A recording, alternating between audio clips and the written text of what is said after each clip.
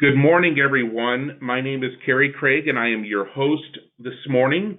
It is Prosperity Indiana's pleasure to have you participate on today's webinar, Racial Equity in Community Economic Development. We wish to thank today's sponsors, Fifth Third Bank and AARP Indiana. Before I turn over the webinar to Prosperity Indiana's Executive Director, Jessica Love, I want to mention a few housekeeping items.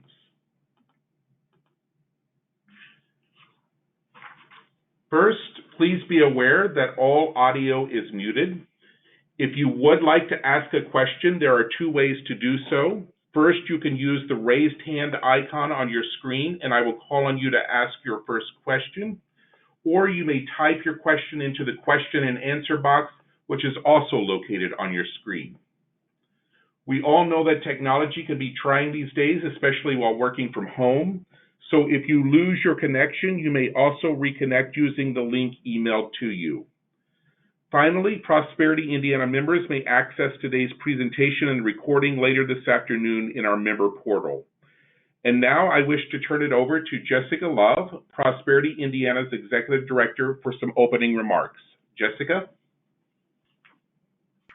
Thank you, Kerry. Good morning, everyone, and thank you for joining us today. Today's webinar topic is likely one of our most important today. Racial equity has always been important in our work, but it has become increasingly important for us to bring attention to. And that's why in 2019, we added the words inclusive and equitable and social justice to our mission and our vision and our values at Prosperity. But messaging the significance of racial equity, while extremely important, is just the beginning of our work in addressing it. And so I'm thankful for the presenters that our team has pulled together, including my counterpart from the St. Louis network, as well as our sponsors. Sponsoring today's event is Fifth Third Bank, a supporter of our 2020 webinar series and our COVID-19 resources hub through a Strengthening Our Communities grant, as well as AARP, a partner in our advocacy efforts and leader with our Indiana Assets and Opportunity Network, who also wanted to be part of this important conversation today. So thank you to both Fifth Third and AARP for supporting our work, including the critical conversation we're seeking to have with our members and partners today. And we'll first have Jacob Brown, Vice President and Business Banking Relationship Manager in the Greater Indiana market, say a few words. And then Mon Lamoyo, Director of Community Engagement for AARP Indiana, will welcome you as well. Jacob, good morning.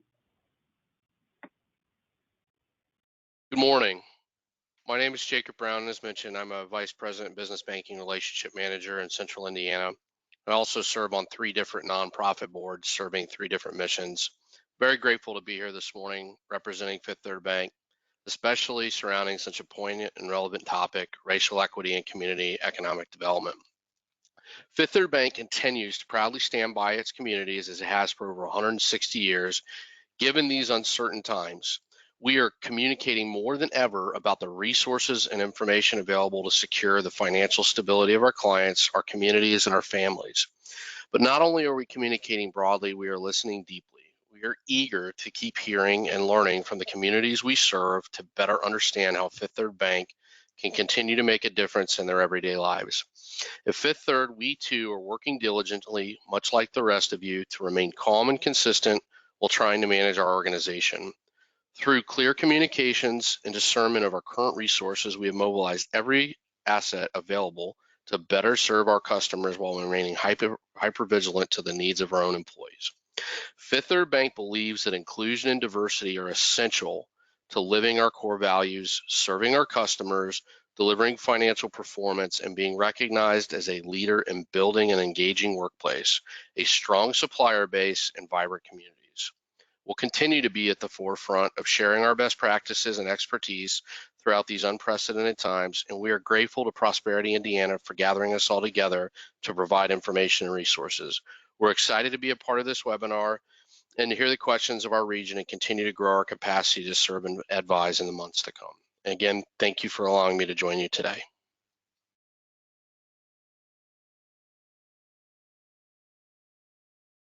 Manla?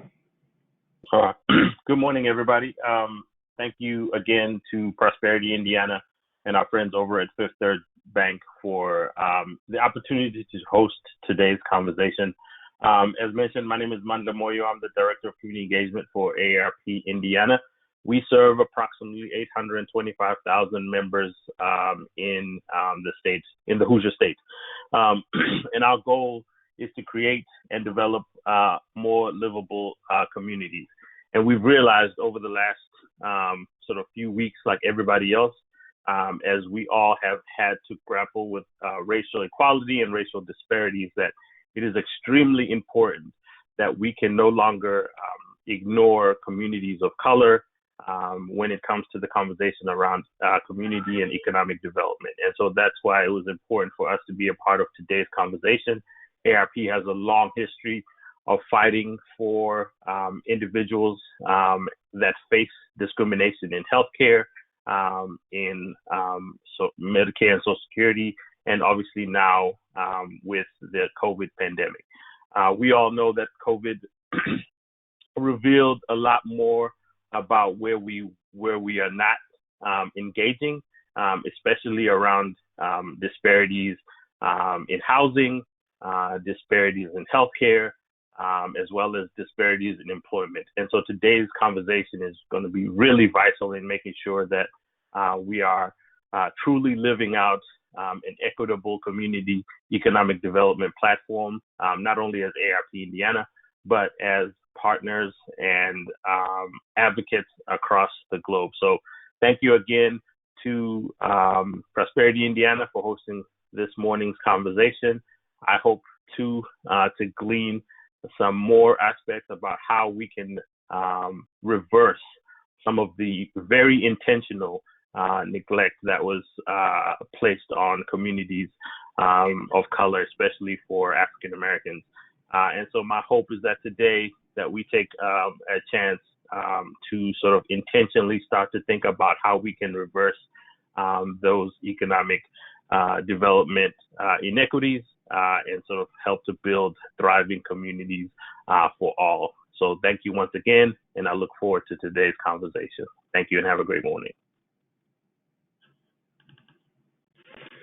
Thank you, Jacob and Mandla, and thank you again to our partners at Fifth Third Bank and AARP Indiana for making today's webinar possible.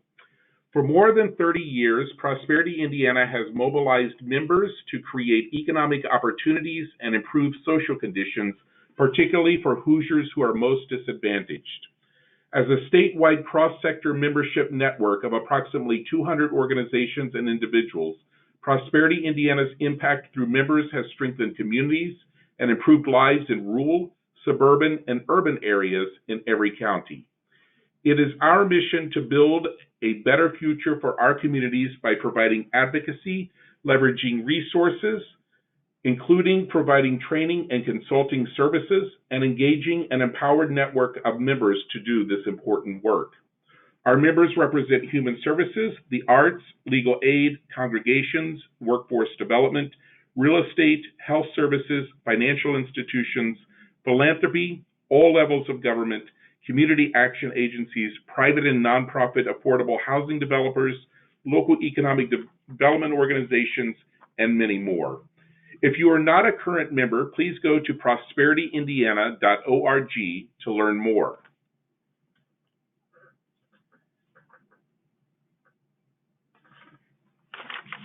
And now I'd wish to introduce Taisha Hardy Sellers. Taisha is the former CEO of the Edna Martin Christian Center.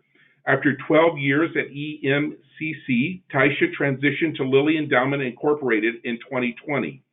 She currently serves as a program director in the education division.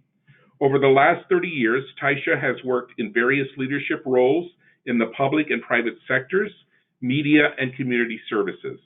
As an applied sociologist, she has focused on connecting people to opportunities resulting in thriving people and places.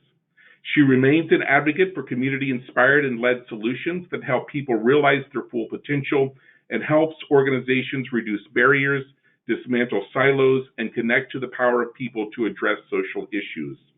Taisha holds a master's degree in medical sociology from Indiana University and degrees in public affairs, community relations, and Russian from Bradley University.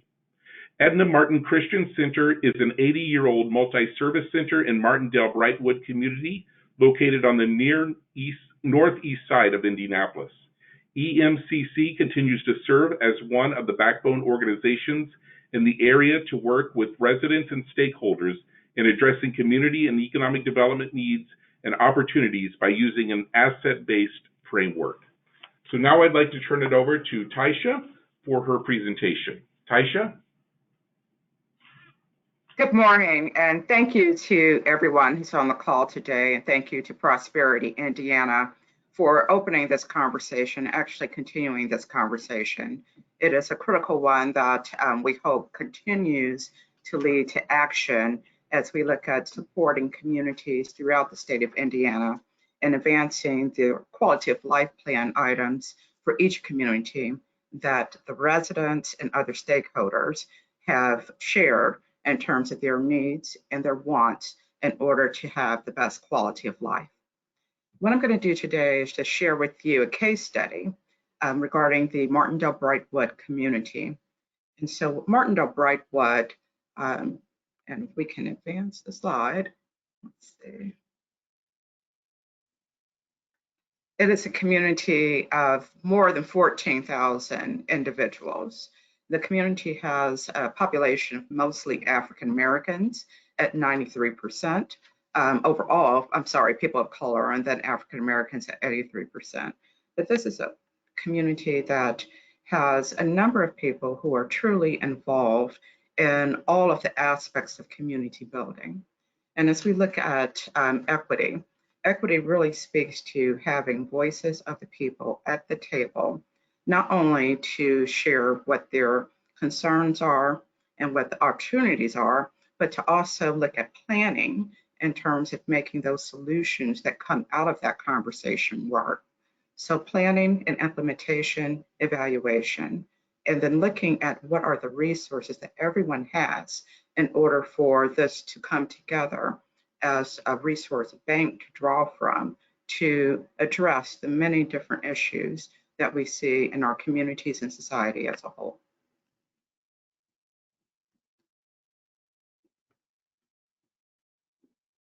And okay, thank you. One of the things I want to share first is looking at the results of the plans that came out of Martindale-Brightwood. And I want to start with results before I get to the how-to. So just in a 2-year period, Martindale-Brightwood was able to accomplish many things.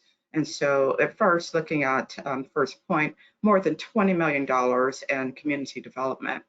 And that resulted in 80,000 square feet of new assets brought to the community. And so new childcare centers, educational centers, high schools, a farm, also looking at some work with a company right behind one of the projects that then opened their doors to additional residents gaining jobs. All of this was done because the community said that it wanted to have more educational options and more options within the community in order to help with food access, workforce development, and then also looking at spaces that were blighted and turning them into assets. Additionally, 13 acres of contaminated soil was remediated, and that was by use of the EPA Superfund and Brownfield grants. But really, this speaks to environmental justice. The community itself, the residents, shared that they wanted to have healthy spaces. And so after many, many years of advocating and talking to different policymakers, governmental entities, the community was able to gain resources within the Martindale-Brightwood community. As more economic development occurred that was actually led by the stakeholders of the community, the EPA recognized that more investments were needed, and so pledged more than $400,000 in remediation work, but then also contributed to 100 homes being remediated in the area. Additionally, this group also advocated for HOTIF, and so looking at housing tax increment financing for the area, which hopefully in the future, that would then result in new affordable housing for this community.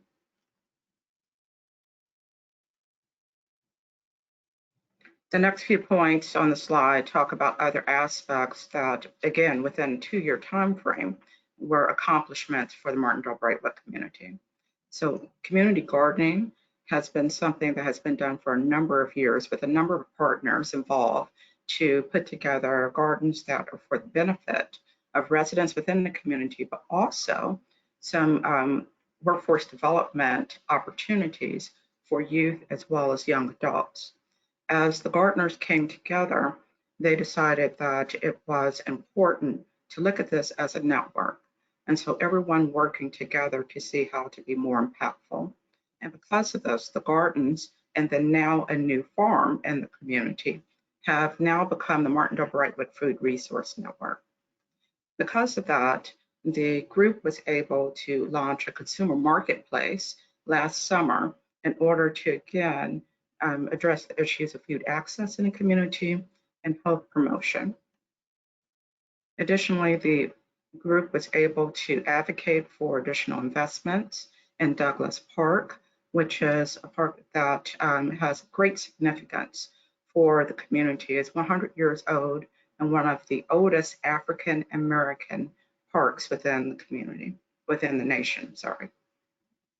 The next point talks about improved public and private transportation options. One of the last things in 2019 in terms of action plans or efforts was to take a look at how Indigo, the public transportation system, was working within the Martindale-Brightwood community. The group decided to come together and do an assessment of all of the different bus lines and talk to Indigo about changing some of the transportation services. Also looking at adding additional transportation services. Again, being a part of the planning process as Indigo was looking at changing all of its routes. And because of that, the group was able to accomplish some changes within the routes within the Martindale-Brightwood community, which helps with connectivity to jobs, to education, to grocery stores, and all of these different things. But this again was something that as a whole community with a planning team identified what the needs are for the community and lifted that up to other entities, and they were invited to the table in order to make the plans to be more supportive and advance the community as a whole. Also, the two last points on this slide is looking at a mental health and wellness and financial stability support. And so a new support that was provided by PACE, which is a long-time partner within the community to look at how to best serve people who are coming out of incarceration. PACE looked at all of the needs in terms of those who were just coming out of the prison system and identified mental health and wellness as one of the main needs, but then decided to open that up for the entire community in order to have additional mental health and wellness services with additional therapists on site. And so that way, more supports were brought within the community by the PACE Resource Recovery Center. And the last point in terms of the results is looking at the 25th Street Corridor Plan. The community itself said that they wanted to have more within the area in terms of assets and to improve the physical spaces within the area. Working with Ball State University, the community was able to develop a plan that then resulted in additional city support, corporate support, and philanthropic investments. So over the course of the next 2 years, more placemaking will be done in the Martindale-Brightwood community. Those are just a few examples of the results when you bring community to the table, or actually community sets the table, and everyone is invited within the conversation to look at what the needs are, and then also what the opportunities are.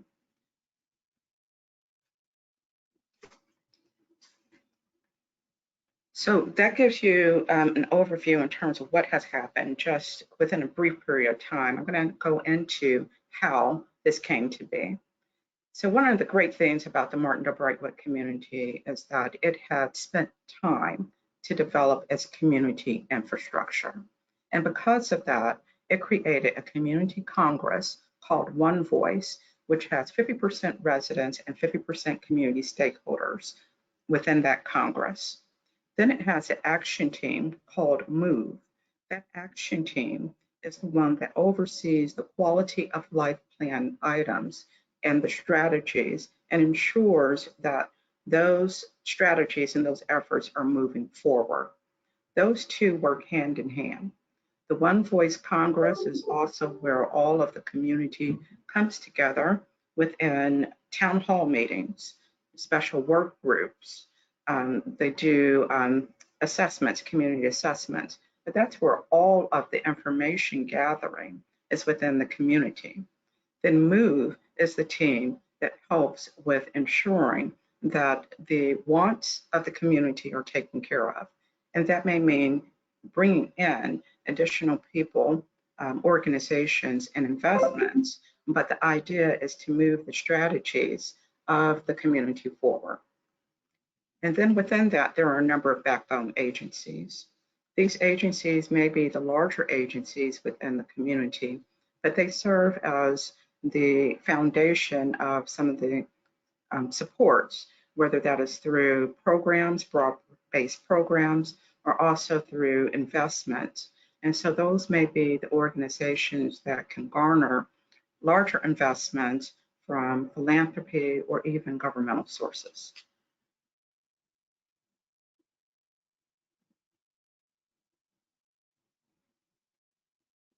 Just like any community, any area, there are weaknesses here. I'm not going to go through every last one of these, but just to give you a snapshot of what the Martindale-Brightwood community was looking at as they did an analysis.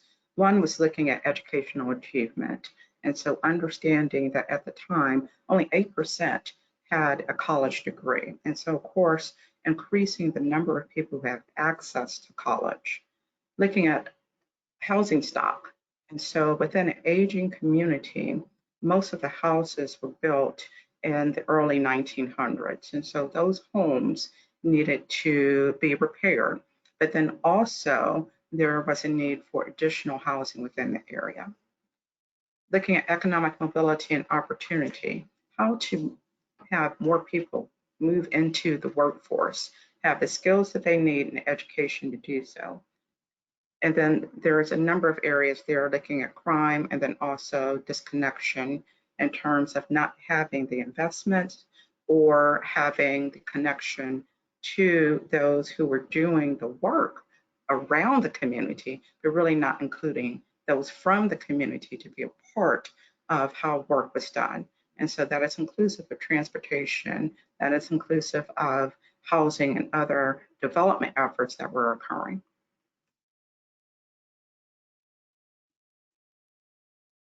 There were other threats in the community. So we had outside investors that really from outside of the state and country that saw the area as one of opportunity for them.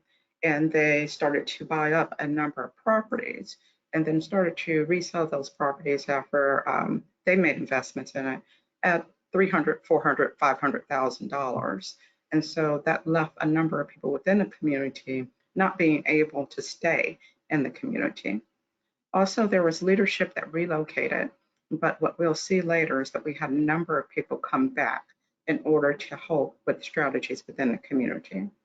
There was siloed community development activity with a number of groups working separately, but that turned around. And then also the delay in coordinated action. And so those were some of the threats. And now we move into strengths, and there's so many more of these. And so the strengths that we had as we look at more people coming together and using a collective impact approach was investments in the community started to come in terms of federal, state, local investments from foundations and others. Then we look at the community action infrastructure. Those investments help us with looking at building out One Voice as well as MOVE and some of the infrastructure in terms of the backbone organizations. We carry out the work in terms of asset-based approach. And so not looking at the majority of the issues, identifying those issues, recognizing those issues, but look at it more so from a framework of what do we have in order to move things forward, and using those assets and looking around and realizing that everyone has something to provide in order to develop a solution.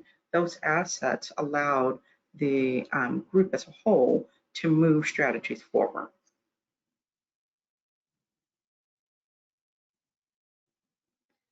As we started to look at what those opportunities were, the organizations within the community and the residents within the community looked at building out the quality of life plan, but then said we need to be able to land on some low-hanging fruit, and so some immediate steps. And because of that, a collective impact team was formed. With that collective impact team, they look at 7 different projects for the community.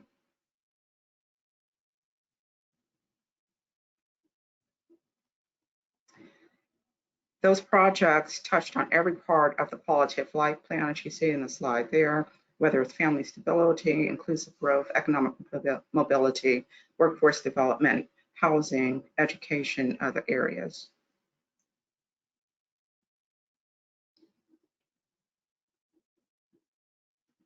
And I won't go through each of these points, but just to let you know, overall, 6 of those areas were landed on. And as we talk about these areas, we knew that even in focusing on these areas, it did not supplant all of the different strategies in the quality of life plan. These are areas that just emerged because as we looked at the resources that were available, those were the areas in which we knew that we can move faster.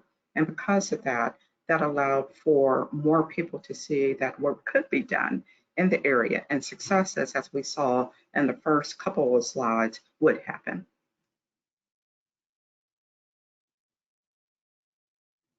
So as we move into the actual projects, the 7 different areas that were selected included looking at the 25th Street corridor, 4 miles along 25th Street in order to improve the area. And so that included built environment aspects. It also included new programming and services along that zone, along that corridor. We also looked at building out the Martindale-Brightwood Education Zone, which is a collection of all of the schools and other supportive efforts to ensure that education was put first within the Martindale-Brightwood community, and all of the youth had access to all of the educational supports, whether it's after-school programs or other OST types activities. The community development piece of it in terms of build out of structures was looking at the Leadership and Legacy Campus, and so more than 80,000 square feet of redeveloped spaces, but then also 13 acres improved, a new farm included, a new high school, and a new community center. The Community Solutions and Entrepreneurship Center took a look at focusing on the active number of entrepreneurs in the area and making sure that they have their supports in order to expand their businesses. But then also looking at the power of individuals within the community that were just very enterprising individuals. And so how to use that thought capital and apply that in order to come up with solutions for the community and all the different efforts that were needed. The Martindale-Brightwood Food Resource Network, again, that is a collection of all the community gardens and now a new urban farm.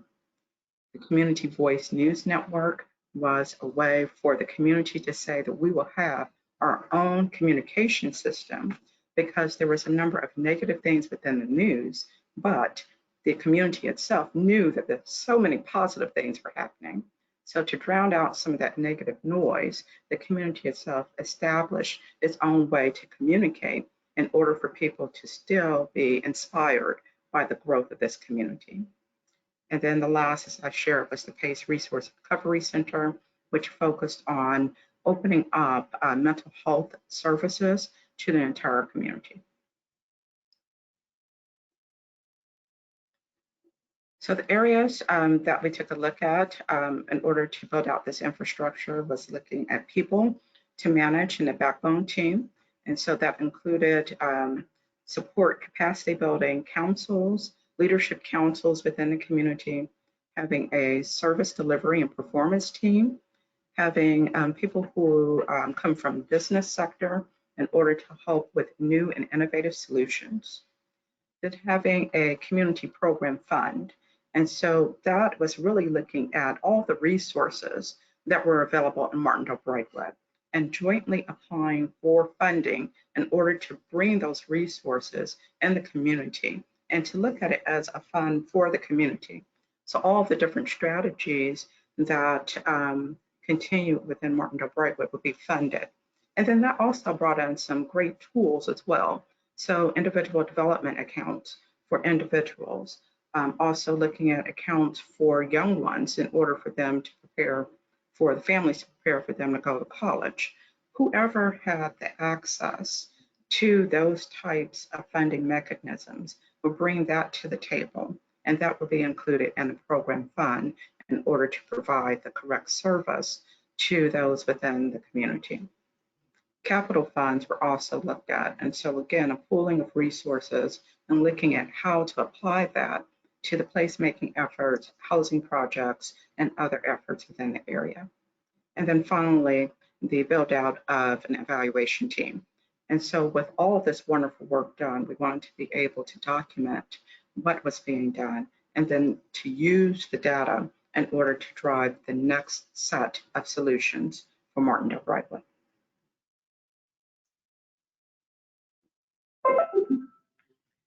So with all of that, at the end, the community itself looks brighter. And so that's just a snapshot of just one of the many positive stories that have emerged from the Martindale-Brightwood community. And so I'm just, again, grateful for this opportunity to share this case study. And really what this shares is that as we look at inclusive growth, as we look at equity, it's not only the dollars, it's mostly looking at the people and using the power of people in order to move a strategy that is created by those residents and stakeholders forward. The supports will come because as you have a team that is dedicated to moving things forward, the advocacy and the investment will come to be able to help scale those projects. And so a number of successes have materialized so far, and I just know that it will continue. And so I just want to let you all know that, again, I am the former CEO of Ed Martin, but I do have the new CEO of Ed Martin, Barato Britt, on hand if there's questions later. Thank you so much, Taisha, for that presentation. We will now move forward with Ginny Connolly Bowen, who is the Executive Director of Community Builders Network of Metro St. Louis. Ginny is passionate about work that supports strong communities. She currently serves as Executive Director for the Community Builders Network of Metro St. Louis. She has a master's degree in public policy administration with certificates in nonprofit management and leadership and policy and program evaluation from the University of Missouri, St. Louis, and a BA in English from Beloit College. Prior to entering the community development field, Ginny spent over 5 years working in distribution, buying, and pricing at Save-A-Lot food stores, where her first role as a warehouse supervisor challenged her to rethink what it means to be a responsible community member and servant leader. Ginny pivoted careers in 2015 to pursue work that would allow her to connect more deeply with others and to engage more deeply with the fight for change in St. Louis. Change, she believes, will only be possible if we pull all together strategically and keep racial equity, social justice, community leadership, and community voice at the center of everything we do. Community Network Builders of Metro St. Louis is a coalition of community building organizations and supporting members that include lenders, philanthropic organizations, nonprofits, private developers, and government actors. CBN believes strong, inclusive communities are the building blocks for a better St. Louis and works to support, connect, and celebrate neighborhood and regional leaders who make these places possible. So I'd like to welcome Jenny to our webinar this morning for her presentation. Jenny? Thanks, Carrie. Can everyone hear me? Yes. Okay, good. Well, thank you again for having me here today and for that nice introduction. It's nice to be here. And thanks to Taisha for that awesome presentation. I learned a lot, took a lot of notes, and we'll definitely be bringing that story back to our network here. Some really powerful examples there. So I'm going to start by talking a little bit about what CBN is, which actually Carrie already gave a great overview. So I'll start a little bit with that, but most of today's focus is going to be about what we're doing to work toward anti-racism at CBN. And just to make sure we're all on the same page, to us, this basically means working to ensure that the fight for racial justice is centered in everything that we do. Obviously, it can't be an afterthought or a separate initiative, and it's not enough to be fair and impartial and just kind of like say we're inclusive, kind of as Jessica mentioned at the beginning. Communication is just the start of it. It requires, I mean, that's a good foundation, but it necessitates deep and meaningful action to go with it if it's going to do anything at all. So we need to be dismantling racist systems if we really want to be anti-racist. So that's what we mean by anti-racism. Next slide, please. So I won't spend too much time on the intro because actually Carrie already gave a great introduction, but just as a reminder, we are, as Jessica said, Prosperity Indiana's regional counterpart in the St. Louis region. So we are a coalition of community building organizations. We were founded in 2011. We're one of the newer members of the national NACIDA network that Prosperity Indiana and we know each other through. But we basically work to support, connect, and celebrate the neighborhood and regional leaders who make strong, inclusive communities in St. Louis possible. So if we go to the next slide, obviously, as all of you know who are on this webinar, this takes a whole bunch of different people and organizations at the table to make this work. And we have every one of them you might imagine represented in our network. So that's a brief snapshot. If you go to the next slide, thank you. So our work falls into three main buckets. At the core of our work is our initiatives that support strong organizations. And this is really all about supporting our members and partners so that they can do the best work that they possibly can.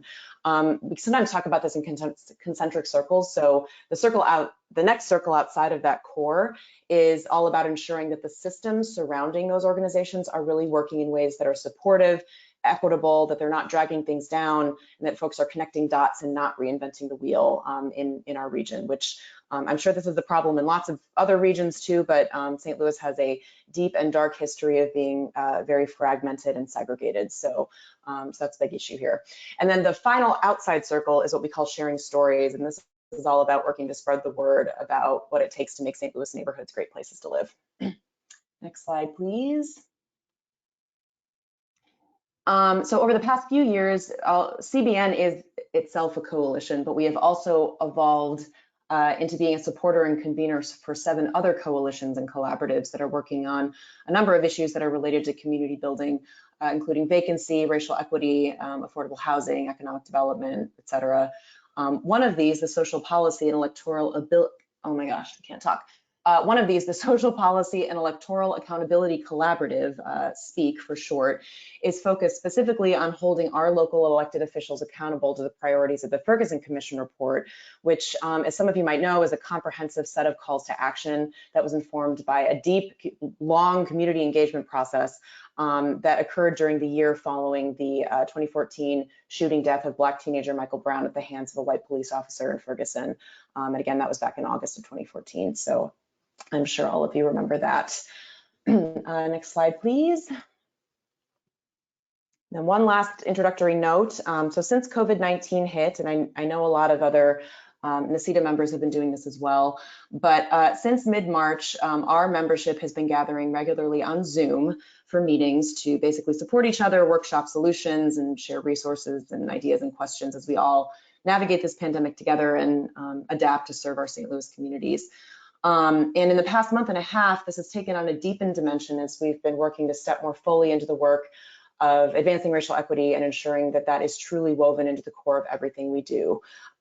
This is obviously an interesting and difficult time for all of us, but in a lot of ways, we're doing strategic planning this year. So in a lot of ways, this year is in some ways the best year to be doing strategic planning because everything is in upheaval. So it's a really, really good opportunity. Next slide, please. Okay, so moving into the meat of what I want to share today. So we know, as all of you do too, that the challenges that this pandemic is exacerbating, which is a word I can never say, are not new at all. The fault lines of systemic racism and injustice and violence against Black people run centuries deep in this country. And as wiser people than me have been saying for a long time, systemic racism is in so many ways our most persistent pandemic. And I am hoping against everything that we can leverage this year's upheaval to start closing some of those fault lines and healing this most chronic disease that our society has been facing for centuries. So a little bit of framing before we get into the next few slides. So I mentioned this a little bit before. We recently started convening a racial equity work group of CBN member representatives, board members, and staff. And initially, and when we conceived of this at the beginning of this year, they were tasked with ensuring that racial equity is centered both in our current strategic planning process and in the plan and the action items that emerge from it. So both sides of that. The past few months have been a really powerful reminder to us, though, that deeper and more transformative change is really needed at CBN if we want to grow into an anti-racist organization and truly center the fight for racial justice in all of our work. And I think that one of the most powerful things that illustrates this is a story from our first racial equity work group meeting a few weeks ago. One of our members pointed out there in an activity that I'm going to talk about in a minute, that while CBN exists and has always existed to support community building organizations as they grapple with the effects that systemic racism has had on the community, CBN has not and does not overtly state that we do the work we do because systemic racism has starved communities of color for resources and opportunity. And to be more specific, in the context of this year, has created a reality where in St. Louis, COVID-19 and its fallout has hit Black residents the hardest. And no amount of change on the surface of this reality and no amount of just communication alone can create a better future for our region's neighborhoods when the roots of racism are still intact. So we are starting to step into saying that more intentionally now. I mean, our mission for a long time has had that we gather community leaders of all backgrounds to build engaged and equitable neighborhoods. So we've thought about equity on some level for a long time, but it does not go deep enough and it is not intentional enough. So this is something we are stepping into now, committing ourselves to being better and doing better. We know this is going to be a long journey, that it can't happen overnight, but we're really digging into ways that we can pursue meaningful action that will really transform our work from the inside out. So I'm going to talk a little bit about what we've done so far, just to kind of share where we're at. And I'm really interested if we have some time for Q&A and discussion to hear what other organizations are doing on this front, because it's a work in progress for us as it is for all of us. So next slide, please. So a little bit of a timeline. A lot of this deep conversation started with when our staff team went through Crossroads anti-bias, anti-racism training last year. So if you're not aware of this organization, I highly recommend it. It's a really, really great resource. It was a couple-day training. And even though our staff was already kind of aware of these issues, it just opened things up on a whole different level and really encouraged us to start thinking really, really deeply and differently about the way we approach our work. So that was great. So after we went through that training, our staff brought some of this training and resources and ideas to our board members, and we started having a lot of follow-up conversations over the course of last year. And this image, for example, is a picture from our annual board retreat last November, where we spent a lot of time talking about not only this issue, but also what it would mean to make sure that it is centered in our strategic planning process. So, so that was the second thing that kind of happened. And then this year we've been working on actually centering it in the strategic planning process. And part of that has been the creation of the CBN Racial Equity Work Group. And that really emerged out of conversations we were having among staff and board members that acknowledged that we had learned a lot, we had some resources, but we're a giant network and we don't have all the wisdom that we need in-house in CBN as the organization to really dig deep on this. So we wanted to make this a process where lots of different folks from our network were invited to the table to be a part of it. So that's what's been going on this year. Next slide, please. Out of those conversations from last year, where there were some big suggestions that emerged from our board that we're now carrying forward with the Racial Equity Work Group. And there were a couple that, when Taisha was talking earlier, that struck me, and kind of, I wrote some notes down in the slide. I won't read all of them off because you can see all of them, but one I wanted to highlight was, again, something that paralleled something Taisha was sort of talking about throughout her presentation, which was that we can't focus so much on place and bricks and mortar and the physical aspects of neighborhoods themselves, that we miss building people within places. So much that matters starts with the people power in neighborhoods. And if the work we're doing is not only led by, but owned by and started with, I think what Taisha said, the words she used were set the table, community members need to set the table. We're not going to see any change. So that's really, really critically important. And as I mentioned before, this growth has to be a part of what CBN is. It's not a checkbox. It's not a separate initiative. Talked about needing to embrace uncomfortable conversations, and I'll get to a couple of these other ones later. But next slide, please. So the next few slides, I kind of wanted to share a few things about our Racial Equity Work Group and what's going on with that so far. So our first meeting was a few weeks ago. It was held via Zoom, obviously, because we're doing everything remote for the time being to keep everyone safe during the COVID pandemic. And we had actually originally scheduled this for mid-June, but we then had to reschedule. And a few folks who said they were interested back in May weren't able to make it, but we had 14 people present that represented a pretty good cross-section of our network.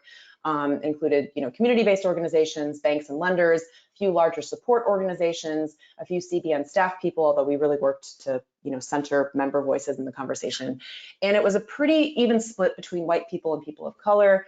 At the beginning, when we did introductions, we invited everyone to self-identify their race during those introductions. Most people of color self-identified as Black or African American, but there were a few who also self-identified as Indigenous or Asian. So I was really grateful, again, that all these folks were able to sort of take the time to bring this honesty and openness to the table, and we'll keep talking about that as I go through the process for the meeting. Next slide, please. So I want to highlight this opening activity because it prompted some really, really rich discussion. So I know different platforms have different, options for this, but we use Zoom, and we sent folks into breakout rooms of 2 to 3 people without CBN staff present, and we asked them to grapple with these 2 questions, which are, how is CBN working to combat systemic racism now? And how is CBN not working to combat systemic racism? Where are we stuck in the status quo? So I also felt it was important to personally invite everyone to put everything on the table, and literally everything. And to me, what that meant was using this as an example. So I've been with CBN for 4 years. I've been in the executive director role for 2. As Carrie mentioned during my introduction, this was a career pivot for me. Before this, I was in retail grocery, and I've really only been in the community development field about 5 years. And I've been pretty open with our staff and board members about the fact that if we want to keep evolving in a racially just way, probably the best long-term solutions for CBN staff leadership is not going to be, in our case, a young white practitioner who's relatively new to this field. And this was to say I wanted folks to feel comfortable making any recommendation necessary, including replacing me or other members of our team if needed. So I can't say whether that was internalized or not, but this activity itself really prompted some interesting suggestions. So we'll get to that on the next slide. So this looks a little messy, but it was essentially a virtual Venn diagram with virtual Post-it notes. So this was all done using Google Slides, which we've been leaning on for most of our virtual meetings for interactive agendas. And CBN staff took notes as folks talked. And it started with bringing folks back from their breakout rooms where they'd been talking for about 15 minutes and asking each one to report out on one response to each question. The how are we doing well and how are we not doing well? Where are we stuck in the status quo? Where are we not being anti-racist? And as you can see, there was a lot more about how CBN needs to change on the right than how we were already doing well on the left, which was awesome. And comments included some really good feedback that hadn't occurred to me yet, even after almost 18 months of really spending time digging deeply into this, including, for example, that this yellow note kind of in the middle about how sometimes CBN digs into a project where there may be a better organization out in the community to tackle it. And this is really important, I think, because this type of overreach is one of those insidious tendencies of white supremacy that often masquerades as ambition or taking responsibility or, we're just stepping in to do what's needed. That's not always good when we are taking up space that we shouldn't be taking up. So that really made me think.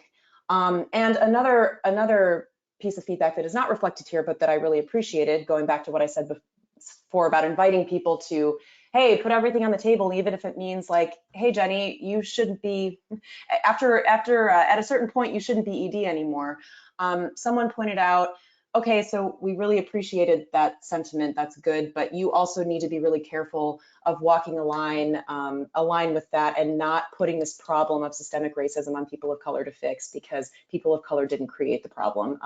This is in so many ways white people's problem to fix. So that was really helpful feedback, and I just really appreciated how honest everyone was able to be. And there's no way to prove this, but I really think that I've seen this happen in other meetings too. Starting folks off in private breakout sessions without CBN staff looking over them, I think really set a good tone for folks being willing to be honest. So that was really good. It was a really rich conversation. It actually extended far beyond the allotted 20 minutes we had on the agenda. It took over 30, and everyone had something to say. So I shared that because it set the table for some really important conversation later in the meeting, and I'll talk about that on the next slide.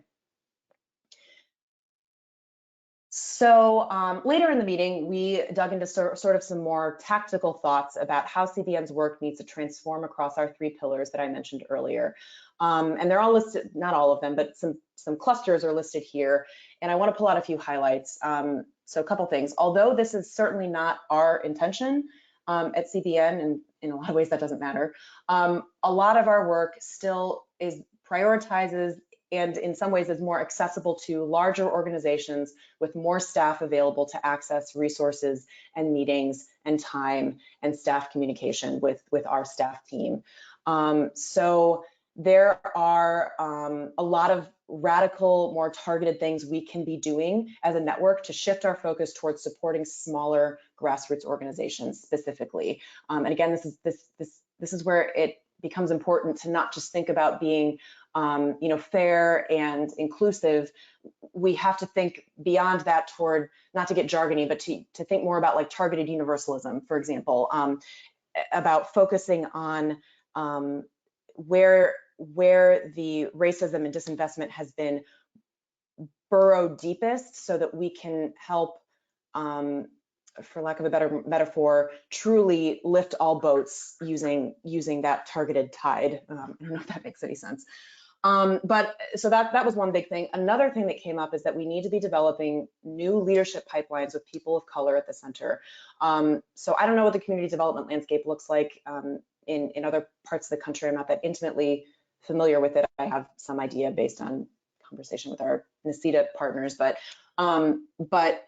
here in St. Louis, there's a lot of there are a lot of issues with sort of continuing to see the same folks, the same faces at the table.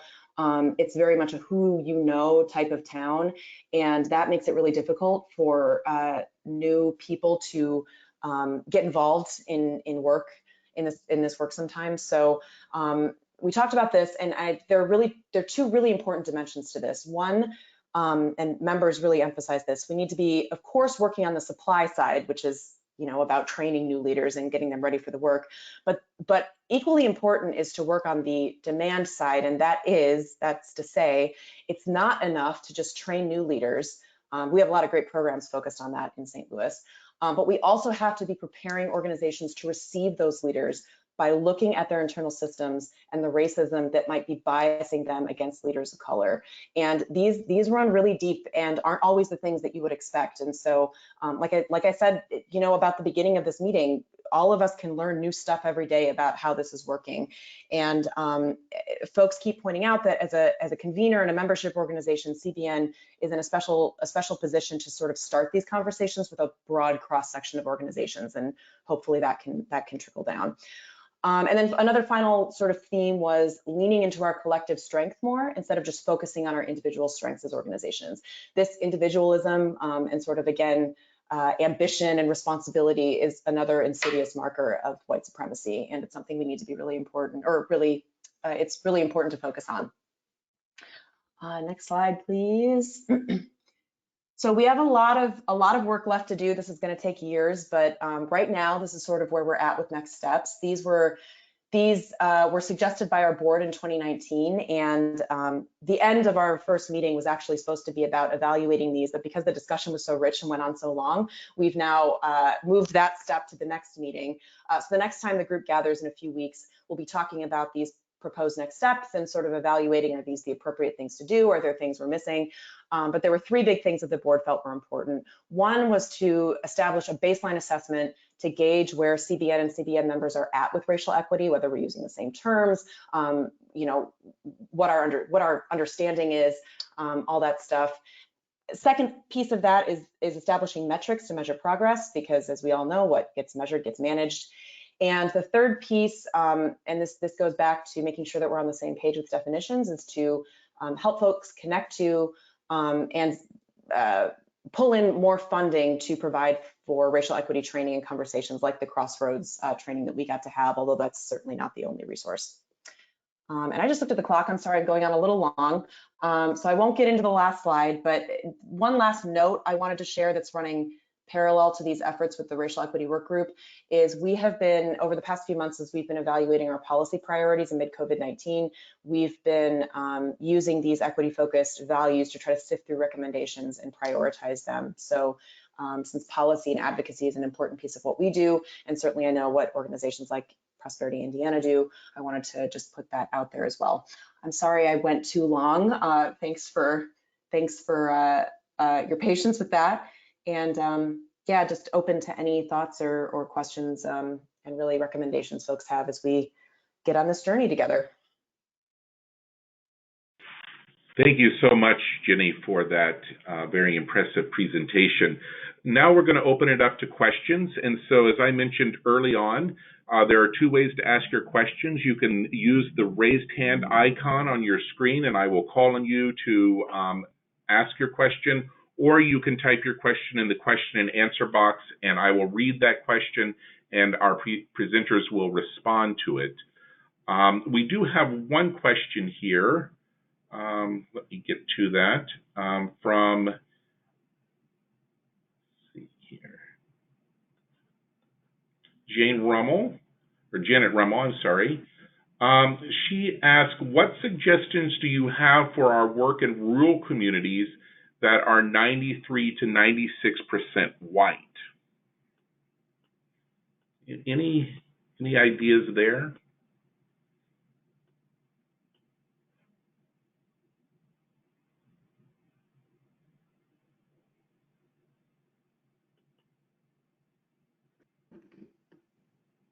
Good morning. In terms of the working group, I would say to reach out to others within the community and invite them into the space in order for them to be able to share their own thoughts in terms of what the working group is doing.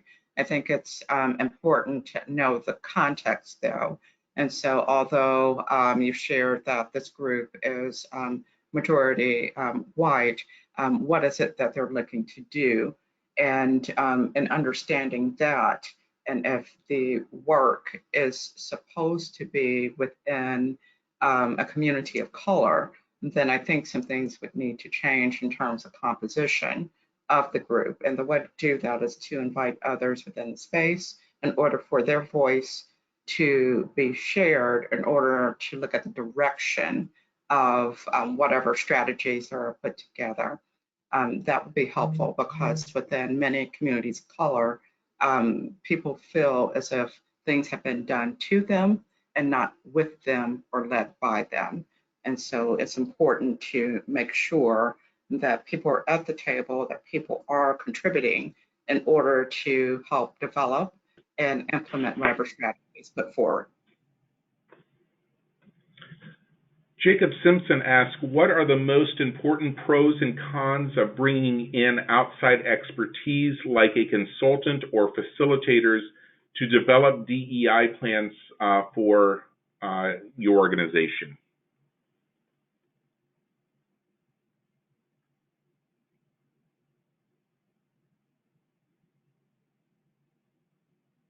That is a great question, and one that we're currently grappling with as well, as we try to evaluate what expertise, like I was saying earlier, we have in-house, and what we will truly need to lean on, both within our network and within the broader community.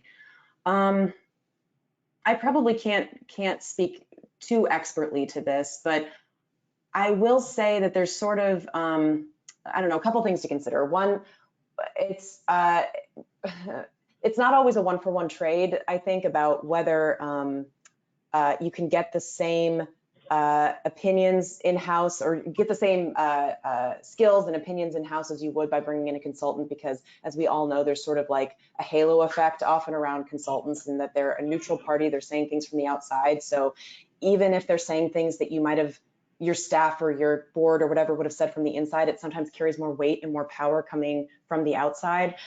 Again, I can't speak too expertly to this because we haven't dug too far in this direction yet. But when I imagine maybe working with an expert at CBN to sort of help us understand where our worst internal biases are in terms of white supremacy, I would hope that they would bring an understanding of how this shows up in other organizations as one sort of important factor. And then the second factor is how those organizations have done a really good job of working to dismantle it. So I don't know, that wasn't a super thorough answer, but those are sort of some of my disjointed thoughts. Anyone else have any questions for Taisha or Ginny? This is Jessica. I have a question for specifically for Ginny, and if Taisha has insights to, that you want to add as well. So one thing I've seen about your network, Ginny, and you and Gary in particular, is I've seen where you're really good at like inviting diversity into every experience when you've hosted other groups like ours. And so lunch typically has a story behind it that you tell about how the people who made our meal, have what their background is, how they got into, how you got connected to them. I guess, can you speak a little bit about like bringing in, like you're modeling something when you do that. We could have had that delicious meal and you could have said like, oh yeah, and it was, created by this person, yada, yada, and this whole story. But you started there before we ate. And I don't know that the meals are where I specifically think about it. I think you do that probably in a lot of areas of your work. So can you talk about kind of how you're putting that on front, out front, and then how you kind of built a pipeline where you are able to pull in folks who have, diverse backgrounds into everything that you're doing? That's a great question, and I am curious to hear, eager to hear what Taisha's thoughts are about this too. But I appreciate you bringing that up, and now I'm getting sad about the restaurants that are not that I can't be eating at now. But that's a sidebar. So as Jessica mentioned, their team, or not their team, I'm sorry, the NACETA Midwest Caucus and the NACETA board came to St. Louis for a convening last September. And what Jessica's talking about is the different restaurants that we had do the meals for the groups over the couple days. And we picked some of our team and board's favorite spots, and we tried to be, as Jessica said, intentional about what parts of the community they were coming from, what the racial and ethnic backgrounds were of each organization. And without repeating too much what Jessica said, I personally am a big believer in the fact that our individual everyday choices aggregate up into bigger patterns. And so part of this call that our network and our board and our staff has been trying to beat on over the past 18 months, especially, is that as I mentioned earlier, racial equity is not a separate initiative. It's not a checkbox. It has to be woven into everything that we do. And we're not always good at that. But one way it was showing up, and I appreciate that it was evident, for example, was last September when the group came to St. Louis, it was important to us that even as we were making decisions about where to get the food for our meetings, that we were asking these questions about who benefits, who's harmed, where are we putting our resources, even if it's like $200 for lunch. Those are resources that are getting pumped into the community or being denied to get pumped into one community and or being denied to another community. And so these are questions that need to be laced into every choice that we all make. And like I said, we're not always good at it. We got a lot of learning and growing to do, as evidenced by the stuff that I shared just now. But I don't know if that answers your question, Jessica, but I'm also curious to hear what Taisha has to say.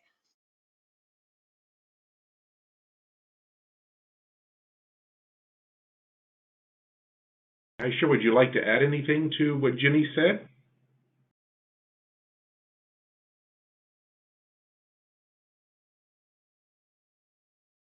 I apologize, my volume dropped. Can you repeat the last question? I'll repeat. I think we were just speaking to how do we put diversity, equity, and inclusion at the front of everything we do? How do we include it in really any decision we might make in doing the work? Yes, when we're working in communities of color, we want to make sure that they're setting the table, but what are other ways we can invite that into every area of our work? And then how do we know where to find people to build out pipeline, to make sure that they are there with us and informing everything that we're doing?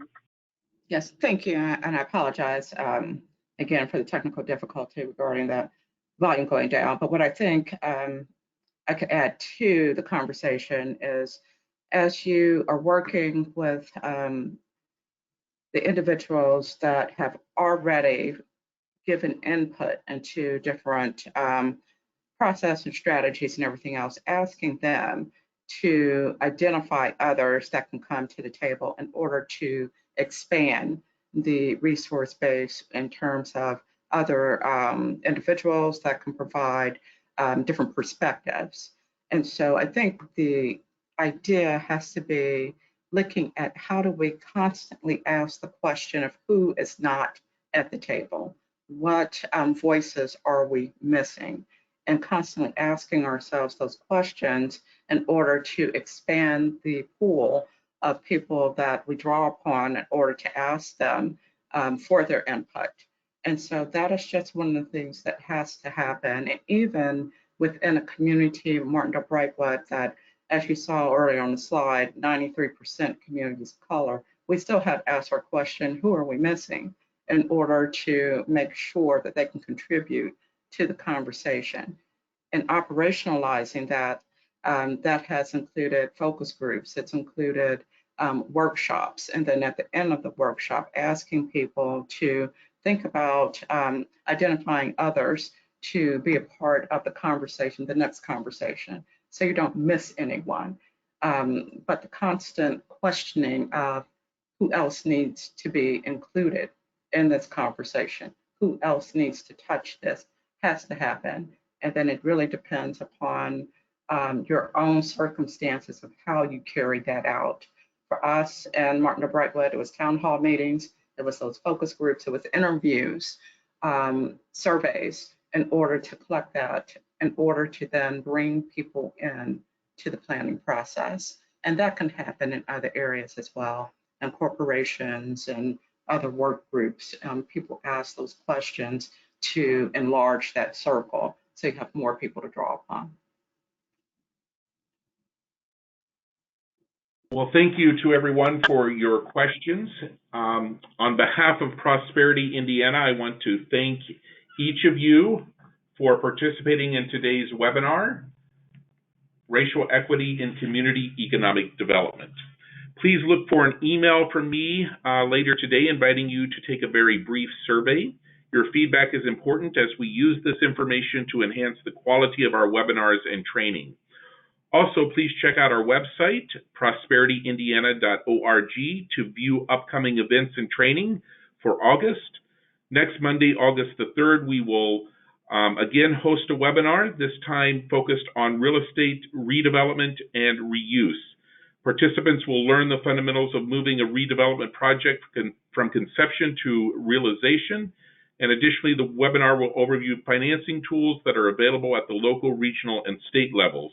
Special attention will be paid to brownfields. The webinar will begin at 10 a.m. Eastern Time, and registration is open on our website. Before we close, I'd like to thank today's sponsors, Fifth Third Bank and AARP Indiana, for their support in helping us to host these informative webinars. I also wish to thank our presenters, Taisha Hardy-Sellers and Jenny Connolly-Bowen, for their incredible insights. Again, we appreciate your participation. This now concludes our webinar.